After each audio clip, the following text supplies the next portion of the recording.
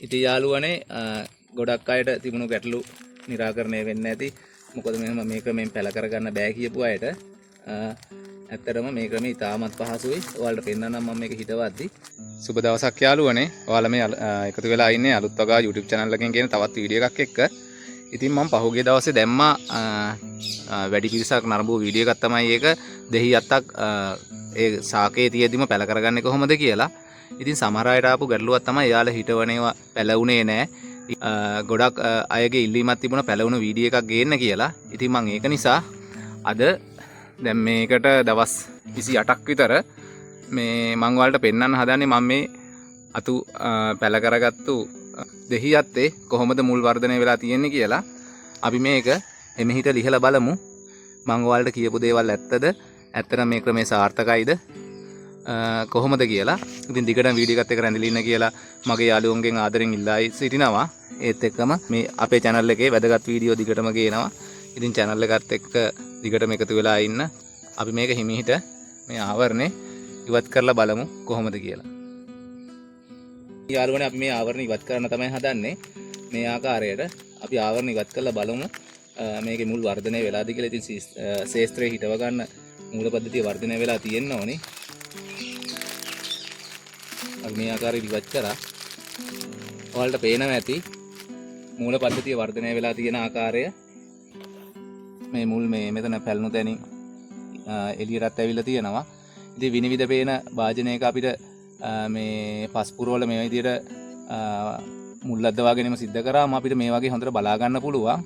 මේක කළු ආවරණයකින් ආවරණය කරලා තිබ්බනම් තවත් හොඳට මූල පද්ධතිය මේ අයිනට එනවා. එතකොට අපිට හොඳටම බලා ගන්න පුළුවන්. ඉතින් අපිට මේක ශේස්ත්‍රයේ හිටව ගන්න පුළුවන්. අපි මේක මේ ශාකෙන් ඉවත් කරලා ශේස්ත්‍රයේ මම හදන්නේ ඉටි කවරයකට පස් පුරවලා ඒක ටික කාලයක් වර්ධනය කරලා ඊට පස්සේ ශේස්ත්‍රයේ හිටව ගන්න. ඉතින් අපි මේක කොහොමද ශාකෙන් ඉවත් කරගන්නේ?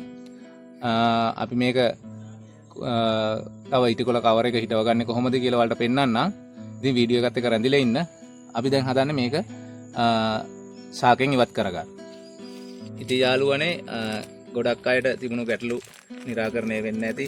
මොකද මෙහෙම මේ ක්‍රමයෙන් පැල කරගන්න බෑ කියපු අයට ඇත්තටම මේ ක්‍රමය ඉතාමත් පහසුයි. ඔයාලට පෙන්නන්නම් මම මේක හිතවද්දි. විශාල ශාකයක් අපිට එකපාරම හදාගන්න පුළුවන්. අපි මේ පස් ටික හෙලවෙන්නේ නැති වෙන්න ඊට පස්සේ මේ ආවරණ ඉවත් කරන්න නැතුව තමයි මේක ශාකෙන් ඉවත් කරගන්නේ. මොකද මුල් ටිකට පස් අල්ලලා තියෙන නිසා අපි මේක ශාකෙන් ඉවත් කරගනිද්දී මේට අඟලක් විතර පහලින් අපි මේ ආකාරයට අත්ත ඉවත් කරගන්න ඕන.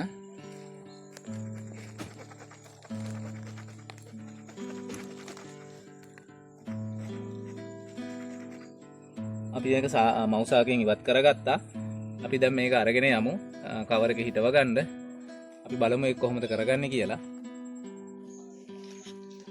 ඔන්න යාළුවනේ අපි මේ බැඳපු පස් ටික එහෙම තියෙද්දි මව් ශාකෙන් ඉවත් කරගත්තා. මේ පස් ටික හෙලවෙන්නේ නැති වෙන්න ක්‍රමානුකූලව. ඔයාලට මේ පේනවා ඇති මේ විශාල දෙහි ශාකයක්. දැන් ඔයාලට කෙලින්ම මේක ශේස්ත්‍රයේ හිටව ගත්තම පුංචි පැලයක් ලොක් කරගන්නවට වඩා ඉතාමත් ලේසි. මේක ඉතාමත් ඉක්මනින් පළ දරනවා. මොකද පුංචි පැලයක් අපි ගොඩක් කල් ලොක් කරගන්න ඕනි.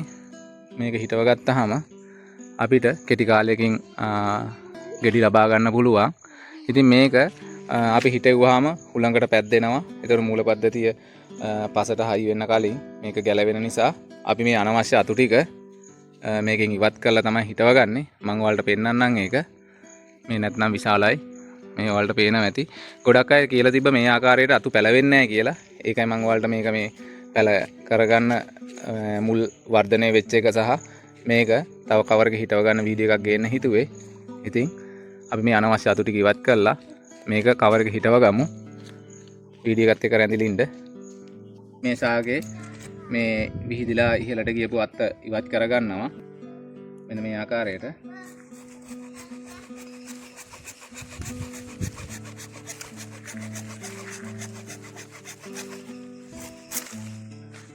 අපි මෙන්න මේ ලොකු අත්තක් ඉවත් කරගත්තා.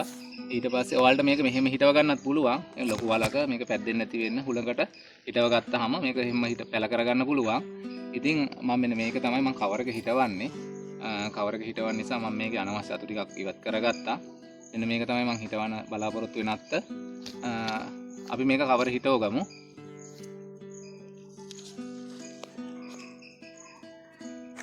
ඉතින් යාළුවනේ මම මෙන්න මේ වගේ කවර කීපයක් අරන් ආවා. වෙළඳ පොලේ ගන්න තියෙනවා. මම නම් ගත්තේ මේ කවරයක් රුපියල් 30යි. සමහර තැන්වල මිල ගණන් වෙනස් වෙනවා ඇති. ගන්න ප්‍රමාණය අනුව මිල අඩු කරලා දෙනවා. මම කවර කීපයක් විතරයි ගත්තේ.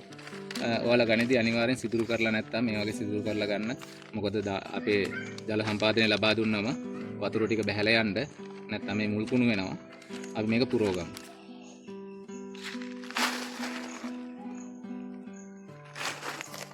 ඔයාලා මේ දෙහි පැල හිටවද්දි ඒක ඇතුළට කොහුබත් දාන්න එපා. මොකද ලොකුවට ජලය අවශ්‍ය නැහැ දෙහි පැලවලට. ඒක නිසා ලොකු වතුරක් අවශ්‍ය නැති නිසා කොහුබත් අවශ්‍ය නැහැ. කොම්පෝස්ට් පොර ටිකක් දාන්න. පුළුවන් නම් කරදහය ටිකක් මිශ්‍ර කරන්න. ඒතර දිලීර වර්ධනය ටිකක් අවම වෙනවා. අපි බීජ වලින් පැල කරපු කුඩාතු නෙමෙයි නිසා දිලීර රෝග එන එක ටිකක් අවමයි. ඒක නිසා අපිට මේක පහසුවෙන් පැල කරගන්න පුළුවන්. අපි වෙළඳ පොලෙන් ශාක පැල එහෙම ගන්න ගියාම ලොකු මුදලක් වැය වෙනවා. ඉතින් ඇත්තටම මේක ඉවත දාන ප්ලාස්ටික් කෝප්පයක්, ප්ලාස්ටික් බෝතලයක් කපලා අරගෙන පස් ටිකක් තියලා බැඳලා Tamanට පුළුවන් ගෙදරට අවශ්‍ය පැල ටික හදා ගන්න. ඉතාමත් ලෙහෙසියෙන්.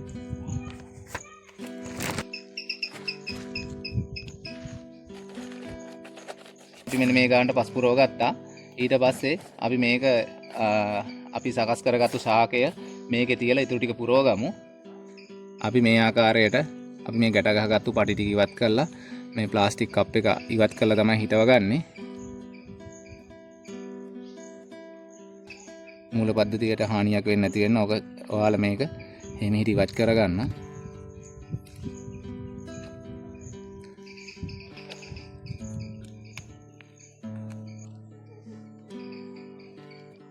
යාළුවනේ ඔයාලට පේනවා ඇති කොහොමද මූල පද්ධතිය වර්ධනය වෙලා තියෙන්නේ කියලා. ඔයාලා ශාක හිටවද්දි ලොකුම භාජනවල පළවෙනි පාර හිටවන්න එපා. සාමාන්‍යයෙන් පුංචි එක හිටවලා ඊට පස්සේ හොඳට ශාකේ වර්ධනය වුණාම තවත් භාජනයකට මාරු කරන්න. මොකද නැත්තම් මූල පද්ධතිය විතරක් විශාල වශයෙන් මේ කවරය ඇතුලේ වර්ධනය වෙනවා. ඒක නිසා අපි දැන් මේක හිටව ගමු.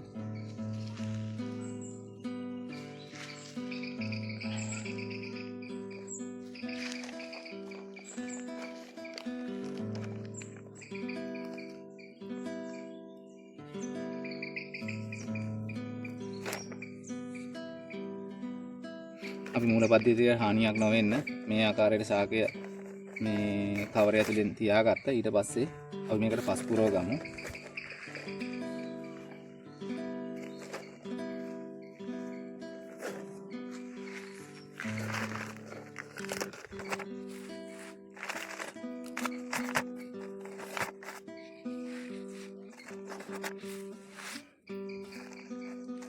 මේ ආකාරයට පස් පුරව ගත්තාම ඔයාලා මෙතනින් අල්ලලා මේ පැලේ තද කරන්න එපා පස් ටික. ඔයාලා මේ ආවරණය වටෙන් තමයි තද කරන්න ඕන. මොකද නැත්තම් මුල් ටික අල්ලලා තියෙන මුල් ටික කැඩිලා යනවා. ඒක නිසා හොඳට අපි වටෙන් එහෙම තද කරලා තමයි මේ ශාකය හොඳට ඉර කරගන්නේ. මොකද ඒක වටේ තියෙන පස් ටිකයි තද කරගන්න ඕන. මුලින් අල්ලලා මෙහෙම තද කරන්න එපා. ඒතර ගැලවෙනවා. ඒක නිසා මේ ආකාරයට අපි දැන් හොඳට මේකට පස් ටික එකතු කරගමු.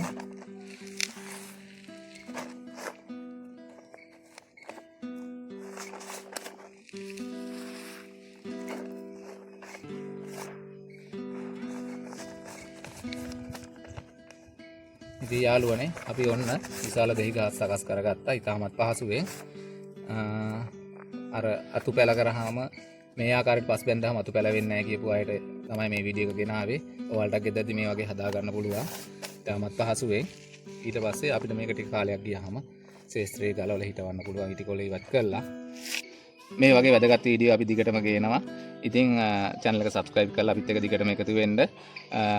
අපි තවත් මේ වගේ වැදගත් වීඩියෝ එකකින් ඉක්මනට හම්බෙමු. ඔයාලා හැම දිනාටම ජය වේවා.